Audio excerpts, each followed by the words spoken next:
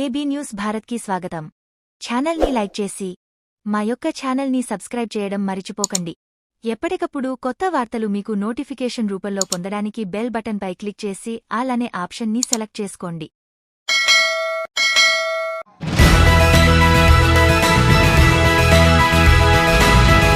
జగిత్యాల జిల్లా కోరుట్ల పట్టణంలో బీజేపీ కోరుట్ల పట్టణ శాఖ ఆధ్వర్యంలో 75వ గణతంత్ర దినోత్సవం వేడుకలు ఘనంగా జరుపుకున్నారు.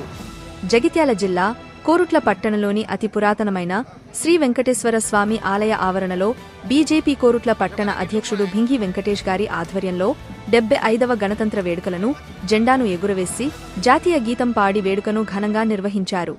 ఈ కార్యక్రమంలో బీజేపీ పట్టణ అధ్యక్షుడు భింగి వెంకటేష్ మాట్లాడుతూ రాజ్యాంగ రూపకర్త అయిన భారతరత్న బాబా సాహెబ్ అంబేడ్కర్ గారి ఆశయాలకు అనుగుణంగా మన దేశం ప్రగతి పథంలో దూసుకు వెళ్తుందని, భారతదేశం నేడు విశ్వగురువుగా అవతరించడం భారతీయులుగా మనందరికీ గర్వకారణమని, అదేవిధంగా రాబోయే రోజుల్లో గౌరవ ప్రధాని శ్రీ నరేంద్ర మోదీ గారి నేతృత్వంలో మన భారతదేశం ప్రపంచంలోనే అతిపెద్ద ఆర్థిక వ్యవస్థలో 3వ స్థానంలో ఉండబోతోందని ఆయన విశ్వాసం వ్యక్తపరిచారు.